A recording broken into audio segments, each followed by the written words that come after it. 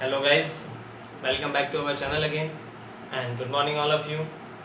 हम डिस्कस कर रहे थे 15th चैप्टर न्यूक्लियर फिजिक्स के बारे में और लास्ट क्लास में हमने डिस्कस किया था रेडियो एक्टिविटी और हाफ लाइफ के बारे में कि वह समय अंतराल जिसमें सक्रिय नाभिकों की संख्या प्रारंभिक सक्रिय नाभिकों की आधी रह जाती है, उस समय को हमने हाफ लाइफ यानी कि अर्धायुकाल कहा था। उसके साथ ही हमने एक इम्पॉर्टेंट फैक्ट ये देखा था कि सभी नाभिक एक साथ विघटित नहीं होते। पहले कुछ नाभिक विघटित होते, उसके बाद उसके आधे, उसके बाद उसके आधे। इस तरह नाभिक में सक्रिय नाभिकों की संख्या, सैंपल में सक्रिय नाभिकों की संख्या धीरे धीरे घटती जाती है। और इम्पोर्टेंटली हमने ये पढ़ा था कि इस विघटन में अनंत समय लगता है। मतलब सारे के सारे नाभिक विघटित होने में या सक्रिय नाभिकों की संख्या 0 कब होगी? सैंपल में अनंत समय में। ठीक है, इसका ये मतलब है कि पहले कुछ नाभिक विघटित होते हैं, फिर उनके बाद कुछ विघटित होता है, फिर उनके बाद कुछ विघटित होते हैं, लेकिन सारे के सारे विघटित होने में अनंत समय लगता है। इसका क्या मतलब है? इसका ये मतलब है कि प्रत्येक नाभिक की आयु अलग अलग होती है। किसी नाभिक की आयु जो है वो बहुत कम होती है, जो बहुत जल्दी विघटित हो जाते हैं, और किसी नाभिक की आयु बहुत ज़्यादा होती है अनंत समय तक। यानी कि सभी नाभिकों की आयु जो है वो वैरी करती है, 0 से लेके अनंत समय तक इनकी आयु हो सकती है। और जब भी हमारे पास आयु या किसी भी क्वांटिटी में वेरिएशन होता है तो हम वहाँ पे माध्य या औसत की बात करते हैं। तो यहाँ पर भी हम नाभिकों की, रेडियो एक्टिव नाभिकों की, सक्रिय नाभिकों की औसत आयु या माध्य आयु के बारे में डिस्कस करेंगे। तो चलिए शुरू करते हैं आज का सेशन। हमने डिस्कस किया था गाइस रेडियो एक्टिविटी। आज हम पढ़ेंगे माध्य आयु, मीन लाइफ।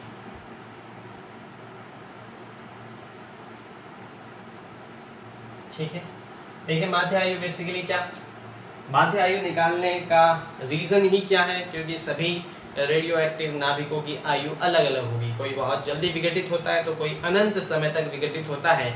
मतलब इनकी आयु का जो परास है वो 0 से अनंत समय है, और इसी वजह से हम इनकी माध्य आयु ज्ञात करेंगे। तो माध्य क्या होता है? राशियों का योग बटा राशियों की संख्या। तो माध्य आयु को किस प्रकार से परिभाषित करेंगे कि समस्त, किसी भी सैंपल में उपस्थित समस्त नाभिकों की कुल आयु और नाभिकों की संख्या का जो अनुपात होता है उसे हम उसकी माध्य आयु कहते हैं। तो क्या होगा?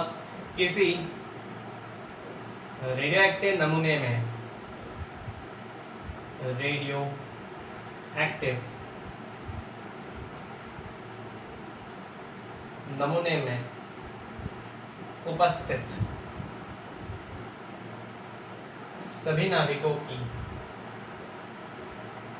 सभी सक्रिय नाभिक कहूँ तो ज़्यादा बेटर रहेगा, सभी सक्रिय नाभिकों की आयु अलग अलग होती है, अलग अलग होती हैं, जो 0 से अनंत तक की परास में होती है। अतः इनकी माध्य आयु ज्ञात की जाती है। ठीक है, तो अगर हम माध्य आयु की बात करें तो माध्य आयु को किस प्रकार से परिभाषित कर सकते हैं? यहाँ लिख देता हूँ, माध्य आयु इज इक्वल टू समस्त परमाणुओं की या नाभिकों की बात करूँ मैं, क्योंकि परमाणु होंगे तभी उसमें नाभिक होंगे, एक ही बात है। समस्त नाभिकों की कुल आयु, किसी भी सैंपल में जितने नाभिक हैं उनकी कुल आयु, समस्त नाभिकों की कुल आयु, और उसमें हम नाभिकों की संख्या का भाग दे देते हैं अपॉन समस्त नाभिकों की कुल संख्या, नाभिकों की संख्या। ठीक है, तो यहाँ पर टॉ इज इक्वल टू समस्त नाभिकों की जो कुल आयु आएगी उसे माध्य आयु को अपन टॉ से रिप्रेजेंट करते हैं। ठीक है, तो माध्य आयु किस प्रकार से होगी कि किसी भी सैंपल में जितने हमारे पास सक्रिय नाभिक होते हैं उन सभी की आयु अलग अलग होती है। कोई बहुत जल्दी विघटित होता है, मतलब उसकी आयु कम है, और कोई अनंत समय तक विघटित होता है। जैसे आपने देखा था ग्राफ कहीं पे टच नहीं करता, मतलब अनंत पर टच करेगा, तो उन सभी की आयु 0 से अनंत तक कुछ भी हो सकती है। जब आयु वेरी कर रही है इसका मतलब हम यहाँ पे माध्य की बात करेंगे। तो माध्य किस प्रकार से ज्ञात होगा कि जितने भी नाभिक हैं उन सभी की कुल आयु में समस्त नाभिकों की संख्या का भाग दे देंगे। ठीक है, अब यहाँ पे हम थोड़ा सा कंसिडरेशन करते हैं। देखिए, हम ये मान लेते हैं कि किसी सैंपल में स्टार्टिंग में n0 नाभिक है। ठीक है, तो माना किसी रेडियो एक्टिव सैंपल में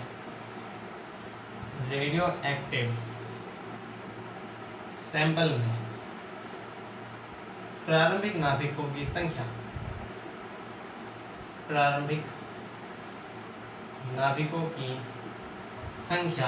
n0 है।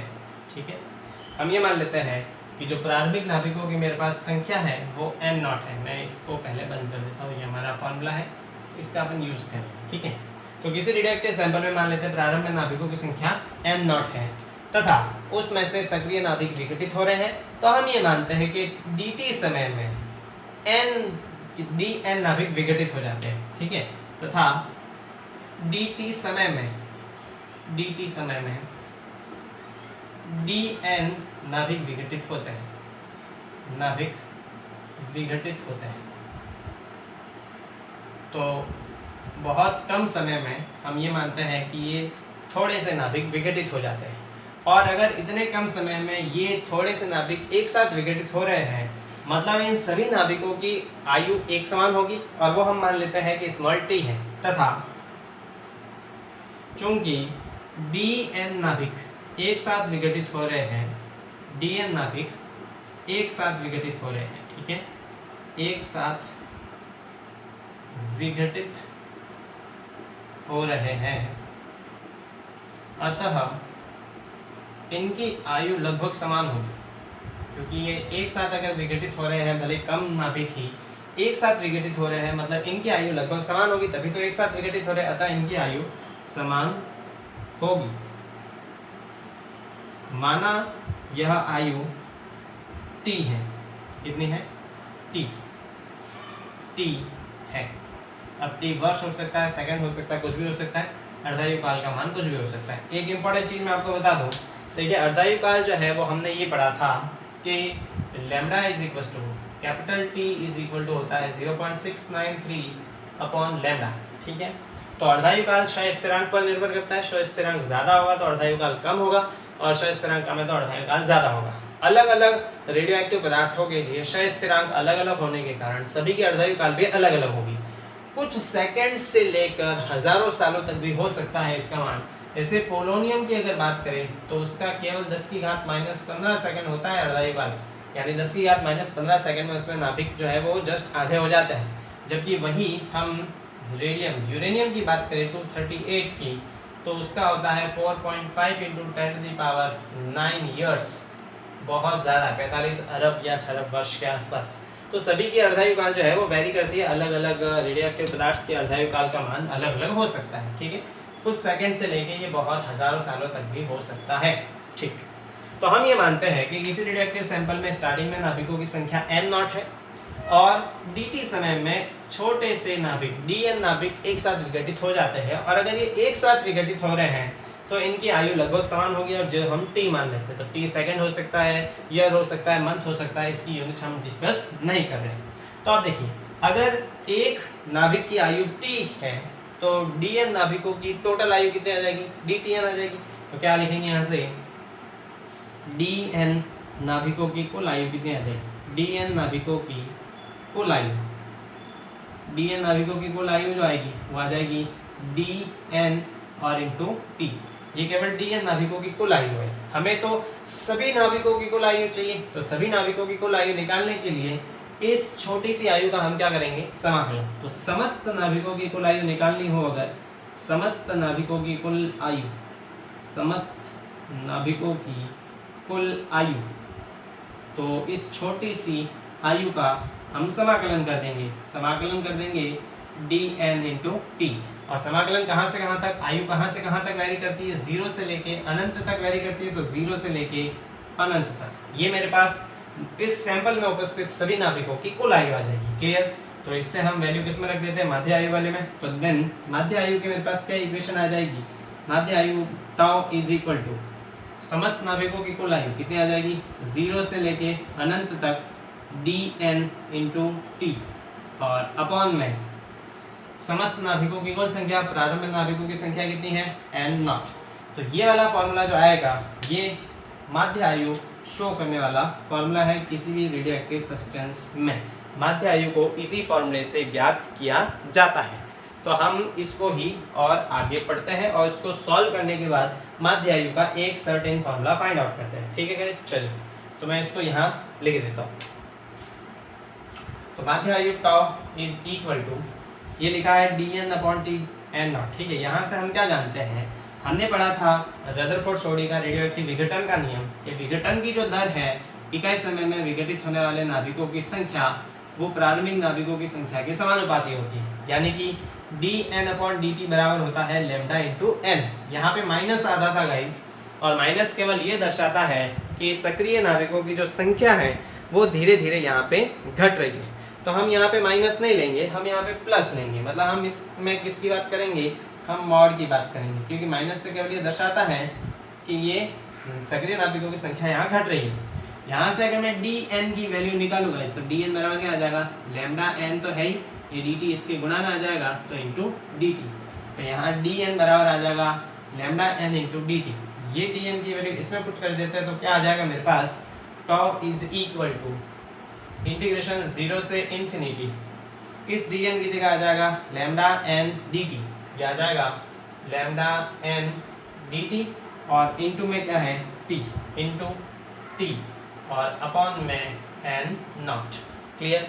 इसके अतिरिक्त हमने और क्या फॉर्मूला पढ़ा है कि सक्रिय नाभिकों की संख्या जो होती है n, वो होती है n not e⁻ lambda t।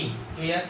तो यहाँ से n की जगह ये वैल्यू पुट कर देते हैं, मेरे पास आ जाएगा माध्य आयु बराबर इंटीग्रेशन 0 से इन्फिनिटी, इस लैम्डा की जगह लैम्डा, n की जगह आ जाएगा n not e⁻ lambda t into T, और यह आ जाएगा dt और अपॉन n नॉट। क्लियर। यहाँ से हम क्या देखते हैं, लैम्डा और n नॉट कांस्टेंट है, बाहर आ जाएंगे। So tau is equal to lambda n naught integration 0 से infinity e⁻ lambda t dot t dt, और अपॉन में n नॉट से n नॉट क्या हो जाएगा, कैंसिल। यहाँ से मेरे पास आ जाएगा tau is equal to lambda integration 0 से infinity e⁻ lambda t into dt। तो ये मेरे पास फॉर्मूला निकल के आ जाएगा इंटीग्रेशन का। इसको हमको सॉल्व करना पड़ेगा माध्य आयु ज्ञात करने के लिए। ठीक है, तो आप देखिए इसको सॉल्व करने का एक तरीका होता है, मैथमेटिक्स में हम पढ़ते हैं आईलेट करके। ठीक है, आईलेट, जो मैथ के स्टूडेंट हैं उनको ये पता या तो चल गया होगा अगर सर ने पढ़ाया है इंटीग्रेशन अभी तक, और नहीं है तो आपको भी अभी तक पता नहीं होगा। इसकी फुल फॉर्म होती है इनवर्स, लॉगरिथमिक, अरिथमेटिक, ट्रिग्नोमेट्री और एक्सपोनेंशियल। जब हम इस तरह के इंटीग्रेशन सॉल्व करते हैं तो इस रूल का यूज़ करते हैं, इनवर्स वाले फंक्शन को पहले इंटीग्रेट करते हैं, उस लॉगरिथम वाले को बाद में, एल्गोरिथम अलजेब्रा को उसके बाद में, ट्रिग्नोमेट्री को उसके बाद में, और एक्सपोनेंशियल को सबके बाद में। ठीक है, तो यहाँ पर ये एक्सपोनेंशियल है तो इसको तो अपन v मानते हैं और इसको u मानेंगे। ठीक है, तो फॉर्मूला क्या होता है, फॉर्मूला ये होता है कि इंटीग्रेशन u डॉट v का जो फॉर्मूला होता है वो मेरे पास क्या आता है, इंटीग्रेशन u dx या u dv, u du। मैं इसका फॉर्मूला बता देता हूँ, पहले ये आप लिख लीजिए, उसके बाद मैं इसको रफ कर देता हूँ, रफ करने के बाद इसके फॉर्मूले को डिस्कस करता हूँ मैं। ठीक है, तो इसको हम किस तरह से सॉल्व करेंगे, इसको सॉल्व करने के लिए हम इन्वर्स वाले, ये जो दे रखा है एक्सपोनेंशियल वाला सबसे लास्ट में, तो इसको तो हम u मानेंगे और इसको अपन v मानेंगे। ठीक है, फॉर्मूला क्या होता है, फॉर्मूला ये होता है इंटीग्रेशन u बाहर v dx minus integration du upon dx into integration v dx, और इस पूरे का इंटीग्रेशन। ठीक है, इस पूरे का इंटीग्रेशन, ये मेरे पास फॉर्मूला आ जाएगा। तो इस फॉर्मूले पर अपन वैल्यू पुट अप करके और इसका सॉल्यूशन फाइंड आउट करते हैं। तो इसको अपन सॉल्व कर लेते हैं गाइस। ठीक है, चलिए, ये इंटीग्रेशन यहाँ नहीं आएगा, ये यहाँ, इस फॉर्मूले में अपन वैल्यू पुट अप करके इसको सॉल्व कर लेते हैं। तो इस वाले पोर्शन को अपन रफ कर देते हैं, उसके बाद इसको सॉल्व करते हैं। ठीक है, चलिए तो इस पूरे पोर्शन को अपन रफ कर देते हैं। हालांकि मैं इसका डायरेक्ट भी आपको बताऊं तो भी चलता, ऐसा कुछ इसमें वो प्रॉब्लम वाली बात नहीं है, बट अपन इसको पूरा सॉल्व ही कर लेते हैं। ठीक, तो देखिए u की जगह मेरे पास क्या दे रखा है t, तो ये लैम्डा तो ऑलरेडी बाहर ही है, इस लैम्डा को अपन लिख लेंगे बाहर। ठीक, फिर क्या आ जाएगा u integration v dx, u कितना है t integration v dx, v कितना दे रखा है e to the power minus lambda t dt minus integration du upon dx, so d upon dx की जगह dt, u की जगह कितना है t, फिर integration v dx again e to the power minus lambda t dt, और इस पूरे का वापस इंटीग्रेशन dt। इस इंटीग्रेशन को अपन को सॉल्व करना पड़ेगा। ठीक है, और लिमिट कहाँ से कहाँ तक लगी है, सब में लिमिट लगी है 0 से इन्फिनिटी, यहाँ पर भी 0 से इन्फिनिटी, 0 से इन्फिनिटी। तो इस इंटीग्रेशन को अपन सॉल्व करेंगे। ठीक है, इस पूरे को सॉल्व करने के बाद डायरेक्ट जो आंसर आता है वो मैं आपको लिखा सकता हूँ, लेकिन हम इसको सॉल्व करके देख लेते हैं। तो lambda tau is equal to lambda, यहाँ पर ये t बाहर, इसका इंटीग्रेशन करते हैं तो integration e to the power x dx जो होता है वो होता है e to the power x। अगर integration e to the power ax dx है तो ये आ जाएगा e to the power ax और अपॉन a। ठीक है, डिवीजन में आ जाएगा, तो यहाँ इसको सॉल्व करने पर क्या आ जाएगा, ये आ जाएगा e to the power minus lambda t और अपॉन माइनस का लैम्डा 0 से इन्फिनिटी। क्लियर, जैसे अपन वो फॉर्मूला लिखा मैंने बोर्ड पे एज इट इज इसका भी सॉल्यूशन होगा। माइनस इंटीग्रेशन 0 से इन्फिनिटी, इसका आएगा कितना 1 डॉट, इस पूरे को अभी सॉल्व किया, यही आएगा मेरे पास, ये आएगा e to the power minus lambda t upon minus lambda, और ये 0 से इन्फिनिटी और डॉट dt। तो यहाँ से आ जाएगा tau is equal to lambda, ये आ जाएगा t, और इस पूरे में अपन वैल्यू पुटअप करेंगे। ठीक है, वैल्यू पुटअप करने पर मेरे पास जो वैल्यू आएगी वो आ जाएगी 0 गाइस। कितनी आ जाएगी 0। इस पूरे को सॉल्व करने पर हमारे पास जो वैल्यू आएगी वो आ जाएगी मेरे पास 0। इस पूरे में वैल्यू रखेंगे तो मेरे पास क्या आ जाएगी, सीधे तौर पे 0 आ जाएगा, फाइन पुटिंग डायरेक्ट 0, और माइनस और माइनस ये हो जाएगा प्लस 1 अपॉन लैम्डा बाहर, क्या बचेगा मेरे पास इंटीग्रेशन 0 से infinity e to the power minus lambda t dot dt again. ठीक है, तो यहाँ से आ जाएगा tau is equal to lambda 1 upon lambda, इसका वापस अपन करेंगे तो क्या आ जाएगा e to the power minus lambda t और अपॉन, अच्छा इसमें मेरे को वैल्यू पुटअप करनी थी अगेन, नहीं हाँ, इस पूरे में अपन वैल्यू पुटअप करेंगे अगेन। यहाँ पे हम दो जगह लिमिट नहीं लगाएंगे, ये वाली लिमिट कैंसिल कर देंगे क्योंकि इंटीग्रेशन वाला यही रहेगा, यहाँ से ये लिमिट हटा देंगे, ये वाली लिमिट रहेगी केवल। तो इसको सॉल्व करने पर वापस आ जाएगा अपॉन माइनस लैम्डा, फिर अपन लिमिट लगाएंगे 0 से इन्फिनिटी। क्लियर, सो ये आ जाएगा मेरे पास tau is equal to lambda, ये माइनस 1 अपॉन लैम्डा, और इस पूरे को सॉल्व करेंगे तो जब इन्फिनिटी रखेंगे तो आ जाएगा 0, और 0 रखने पर क्या आ जाएगा 1, तो ये आ जाएगा मेरे पास वैल्यू, ये लैम्डा इंटू लैम्डा, लैम्डा का square. Clear, so tau is equal to आ जाएगा माइनस और माइनस प्लस, ये लैम्डा से 1 time lambda cancel, tau is equal to 1 upon lambda आ जाएगा। ठीक है, यानी कि मेरे पास जो माध्य आयु का फॉर्मूला आ जाता है mean life tau is equal to होता है 1 अपॉन लैम्डा के बराबर, यानी किसी भी रेडियो एक्टिव सब्सटेंस की जो माध्य आयु होती है वो उसके क्षय स्थिरांक के व्युत्क्रम के बराबर होती है। हमने क्या पढ़ा, हमने पढ़ा कि अर्धायु काल जो होता है tau is equal to 1 upon वो होता है log 2 और अपॉन लैम्डा, तो इसको मैं लिख सकता हूँ log 2 अलग से और इंटू 1 अपॉन लैम्डा अलग से। क्लियर, तो देखिए 1 अपॉन लैम्डा की जगह मैं क्या पुट कर सकता हूँ, यहाँ पे 1 अपॉन लैम्डा की जगह मैं पुट कर सकता हूँ टॉ, तो यहाँ से मैं लिख सकता हूँ कि अर्धायु काल tau capital T is equal to ln2 और 1 अपॉन लैम्डा की जगह मैं क्या लिख सकता हूँ टॉ, ये आ जाएगा टॉ। फिर मेरे पास इस ln2 का मान पता है, ये क्या आता है 0.693 इंटू टॉ, इसका मतलब जो अर्धायु काल है वो माध्य आयु का 0.693 टाइम्स होता है, यानी लगभग 69% या 70% के बराबर होता है। माध्य आयु का 70% अर्धायु काल होता है। तो ये गाइस हमने बेसिकली डिस्कस करा अर्धायु काल के बारे में और माध्य आयु के बारे में कि माध्य आयु क्या होती है, किस तरह से फाइंड आउट की जाती है। तो माध्य आयु क्षय स्थिरांक के व्युत्क्रम के बराबर होती है, या फिर अर्धायु काल माध्य आयु की लगभग 70% के आसपास होती है। इससे आगे वाले वीडियो लेक्चर में हम इन्हीं पे कुछ न्यूमेरिकल क्वेश्चन डिस्कस करेंगे, जिससे आप इन सभी कॉन्सेप्ट को बहुत अच्छी तरह से समझ सको। तो मिलते हैं गाइस अगले वीडियो लेक्चर में। Thank you so much.